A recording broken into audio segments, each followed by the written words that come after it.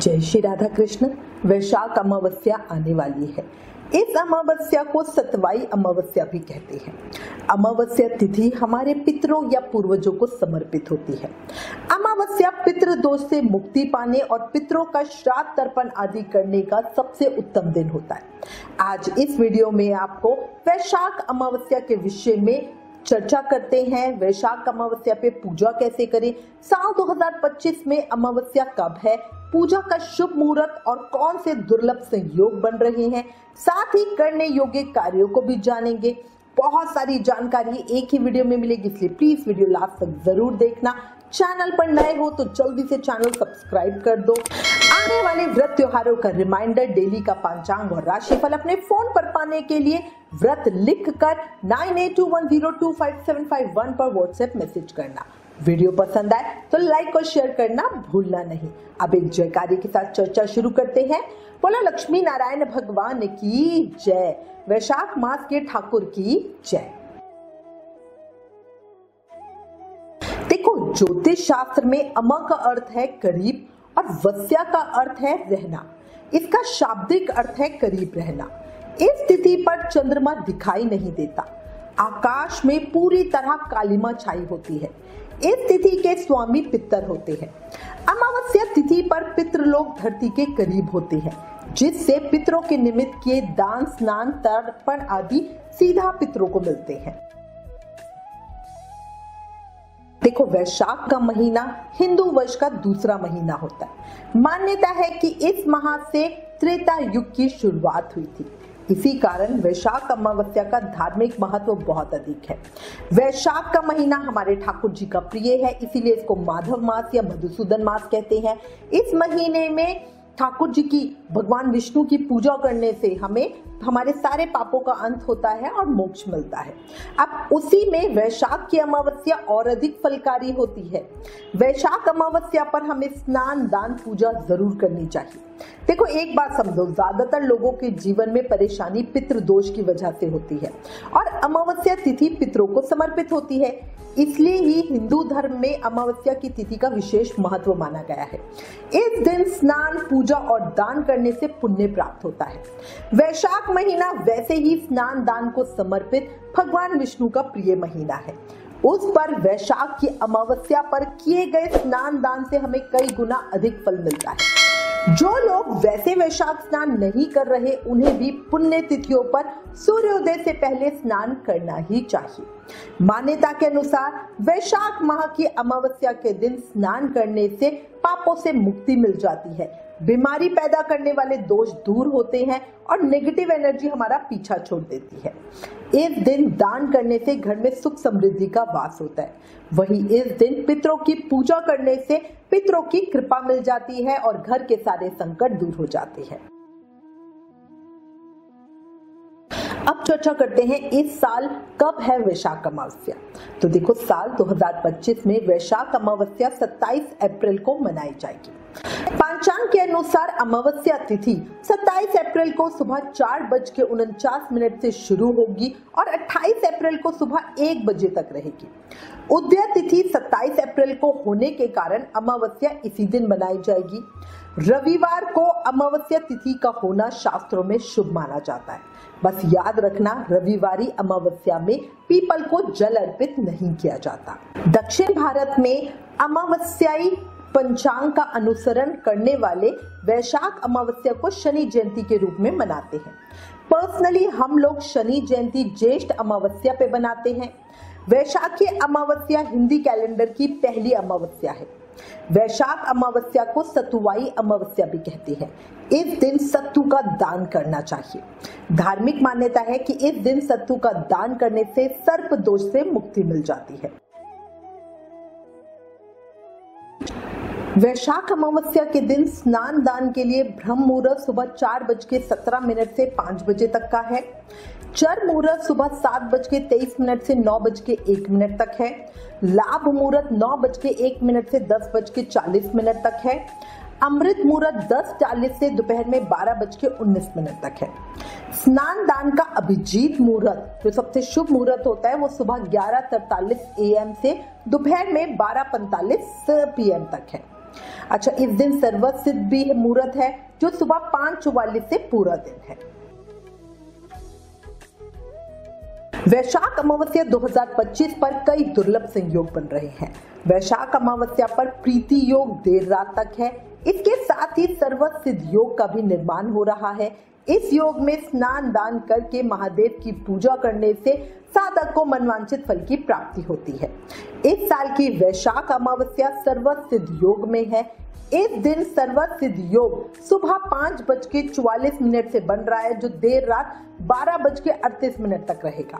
सर्वसिद्ध योग बहुत शुभ योग होता है। इसमें किए गए कार्य शुभ फल देते हैं और सफल होते हैं। वैशाख अमावस्या पर सर्वसिद्ध योग के अलावा सिद्ध योग भी बन रहा है। सिद्ध योग सुबह से लेकर देर रात 12:19 तक है। उसके बाद से आयुष्मान योग बनेगा। वैशाख अमावस्या अश्विन नक्षत्र सुबह से लेकर देर रात 12:38 तक है। उसके बाद से भरणी नक्षत्र है। वैशाख अमावस्या पर शिववास योग का संयोग भी बन रहा है। शिववास योग देर रात 1 बजे तक है।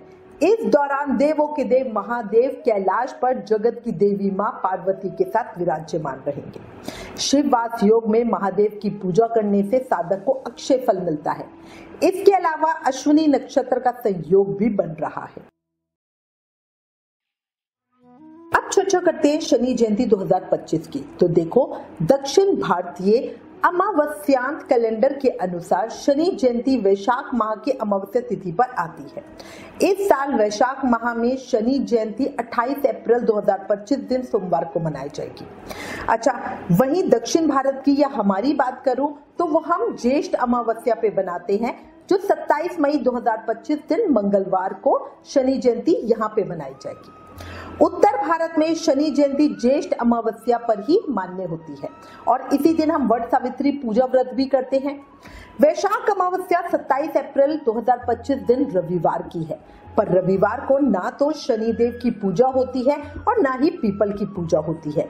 इसी से दक्षिण भारत में शनि जयंती 28 अप्रैल 2025 दिन सोमवार को मनाएंगे। वैशाख अमावस्या पर शनि जयंती का उत्सव दक्षिण भारत में मनाया जाता है। इस दौरान लोग शनिदेव की पूजा अर्चना करते हैं। ये उत्सव शनिदेव की कृपा और आशीर्वाद प्राप्त करने के लिए किया जाता है। इस दिन शनि महाराज को तिल का तेल और नीला फूल चढ़ाया जाता है। साथ ही शनि चालीसा का पाठ भी किया जाता है, याद रखना। अब मैं आपको थोड़ा शॉर्ट में बता रही हूँ वैशाख अमावस्या के दिन किस तरह से पूजा करनी है।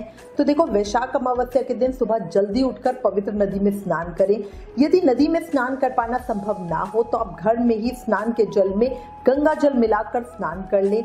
सुबह जल्दी उठकर स्नान करने के बाद हरे रंग के वस्त्र धारण करें। वैशाख के पूरे महीने सुबह सूर्योदय से पहले उठने का नियम होता है, पर अगर आपने पूरे महीने का नियम नहीं लिया तो भी शुभ तिथियां जैसे एकादशी, अमावस्या, पूर्णिमा आदि पर तो सुबह ब्रह्म मुहूर्त में जरूर ही स्नान करें। ऐसा करना बहुत शुभ माना जाता है।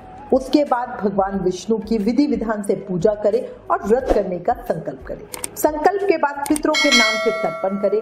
तर्पण के लिए तिल, कुशा, जल और दूध का उपयोग करें। वैसे हर अमावस्या पर पीपल की पूजा बहुत फलदायी होती है।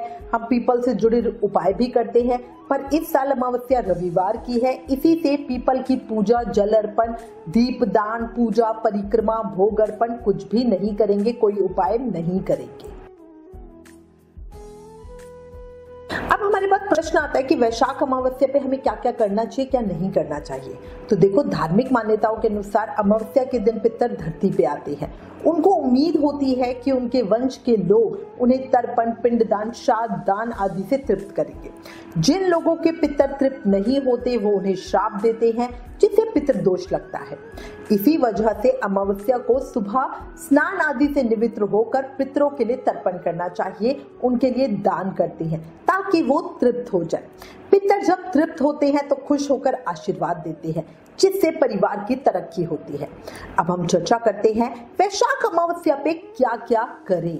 तो देखो, पितरों की मोक्ष प्राप्ति के लिए वैशाख अमावस्या पर व्रत जरूर करें। वैशाख अमावस्या पर ब्रह्म मुहूर्त में ही उठकर स्नान करें। नहाने के जल में काले तिल और गंगा जल मिला के नहाएं। स्नान के बाद सूर्य देव को अर्घ्य देकर बहते जल में तिल प्रवाहित करे, बहुत शुभ होता है। पितरों की आत्मा की शांति के लिए घर के पितरों का तर्पण करना चाहिए और शुद्ध सात्विक भोजन बनाकर उन्हें भोग लगाना चाहिए। कहते हैं ऐसा करने से पितर तृप्त होते हैं और आशीर्वाद देते हैं। इस दिन किसी ब्राह्मण को भोजन जरूर कराएं, साथ ही वस्त्र और अन्न फल आदि का दान करें दक्षिणा के साथ। वैशाख अमावस्या तिथि पर की जाने वाली पूजा से पितरों का आशीर्वाद मिलता है। मान्यता के अनुसार इस दिन चावल से बने पिंड का दान करने से पितर खुश होते हैं। जिन लोगों की जन्म कुंडली में पितृदोष की स्थिति बनी होती है, वो लोग इस दिन पितरों को प्रसन्न करने के लिए पूजा जरूर करें। अमावस्या के दिन गाय की पूजा बड़ी फलकारी होती है। इस दिन गाय को हरा चारा खिलाने से पितर खुश होते हैं। धार्मिक मान्यताओं के अनुसार इस दिन गाय को हरा चारा खिलाएं, बहुत अच्छा होगा। आपके जीवन के भी बंद रास्ते खुलेंगे, इस बात का विशेष ध्यान रखना। इस दिन गाय को सात्विक आहार ही खिलाना। दान पुण्य जरूर करना। गरीबों को, ब्राह्मणों को, जरूरतमंदों को अन्न, वस्त्र, जूता, छाता, जल, पात्र, सत्तू आदि का दान करना। इससे पितरों की आत्मा को शांति मिलती है और महापुण्य फल मिलता है।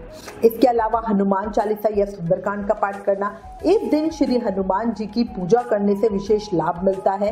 उनके पाठ से डर, बाधाएं और नेगेटिव एनर्जी दूर हो जाती है। इस दिन मंदिर जाके पूजा जरूर करना। किसी भी विष्णु मंदिर में जाके फल, मिठाई, फूल, गुलर के फल, काले तिल और वस्त्र अर्पित करना। अच्छा, इसके अलावा सत्तू का सेवन जरूर करना और लोगों में भी बांटना।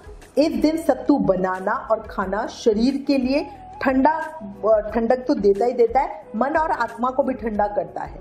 इसको आप बांटे, इससे महापुण्य फल की प्राप्ति होती है। अब हम लोग चर्चा कर ली कि वैशाख अमावस्या पे हमें क्या क्या काम करने हैं, पर कुछ ऐसे काम हैं जिनका विशेष रूप से हमें ध्यान रखना चाहिए और इस दिन वो काम नहीं करने चाहिए। अमावस्या तिथि पर किसी भी नेगेटिव स्थान जैसे शमशान घाट या किसी सुनसान जगह पे जाने से बचना चाहिए, कोई खंडर वगैरह, क्योंकि मान्यताओं के अनुसार अमावस्या तिथि पर नेगेटिव एनर्जी बहुत पावरफुल हो जाती है। ऐसे में ऐसे स्थानों पर जाने से नेगेटिव एनर्जी आपकी तरफ अट्रैक्ट हो जाती है और इससे आपको अपनी लाइफ में नेगेटिव परिणाम मिलते हैं। देर रात तक घर से बाहर ना रहें। इस दिन में नहीं सोना चाहिए, देर तक भी नहीं सोना चाहिए। खुले में यूरिन ना करें। इस दिन मांस, मदिरा सहित जितनी भी तामसिक चीजें हैं उनका उपयोग बिल्कुल ना करें। इस दिन किसी से लड़ाई झगड़ा, वाद विवाद नहीं करना चाहिए। बात बहुत बढ़ जाती है क्योंकि नेगेटिविटी दोनों के अंदर होती है और उस नेगेटिविटी से छोटी सी बात बहुत बड़ी हो जाती है। बड़ों का अपमान गलती से भी मत करना। गुस्सा बहुत कंट्रोल करना। इस दिन चीजें इतनी उग्र होती हैं कि आपको रह फिर कर गुस्सा आता है, बट अपने आप को कंट्रोल करना।